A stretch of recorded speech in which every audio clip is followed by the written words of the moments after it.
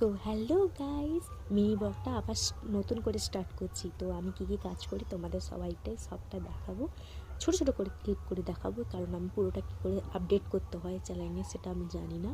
আমি আগে থেকে স্বীকার করে নিচ্ছি। সো দেখতে থাকো।